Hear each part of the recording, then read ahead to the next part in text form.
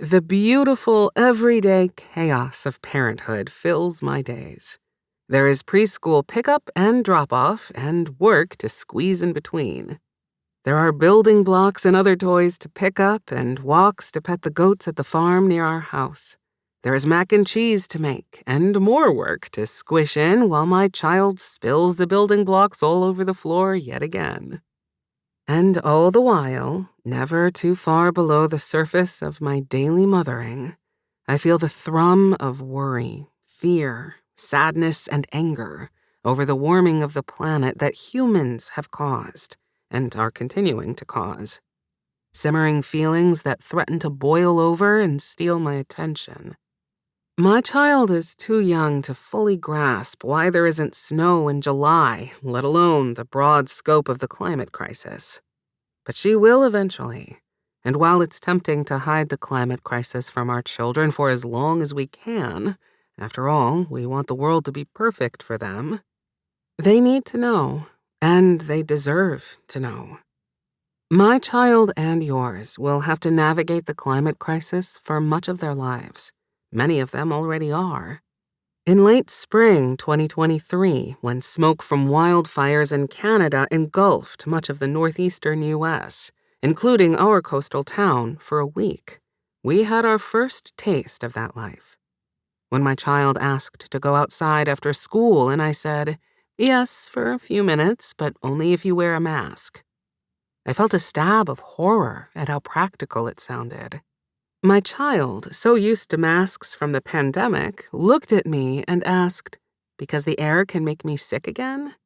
"Yes," I said, and she accepted that.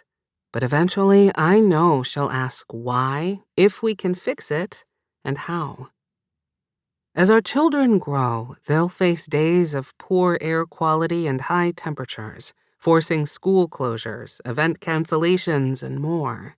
They'll experience, or see on the news, severe hurricanes, wildfires, heat waves, and other natural disasters we can't yet fathom. The climate crisis will eventually inform their every choice, from what they eat to how they travel to where they live. They'll need to understand how we got here and how to evaluate information about climate change. And amid all that, we don't want our children to live with constant anxiety. We want them to still be kids. My oldest wants to know why more people aren't doing more, which then feeds into her questioning of why she cares and others don't. Says Chantal Allison Conte. The New York City mom and stepmom of 4 children, ranging in age from 4 to 9, is an educator and tells me she's barely started to talk to them about the larger issue of global warming and fossil fuel emissions.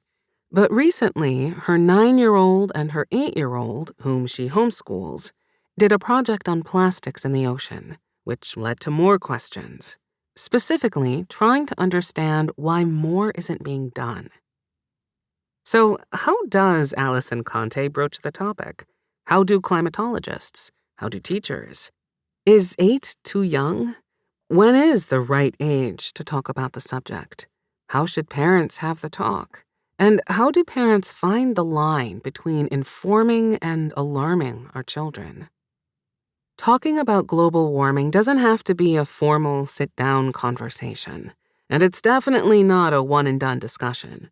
And depending on the age of your child, how much and what details you share will vary. Climate Crisis 101. Before you bring up the subject, it helps to brush up on some basics. Conversations about climate change can feel intimidating, especially if you don't have a science background. But understanding the terms used and basic science can empower us to talk about it. Weather is what happens each day, including how hot or cold it is, whether it's cloudy or sunny, raining or snowing. Climate refers to the average weather in one place over a set time. This one place can be a particular area, such as a town, region, or country, or it can be the Earth as a whole.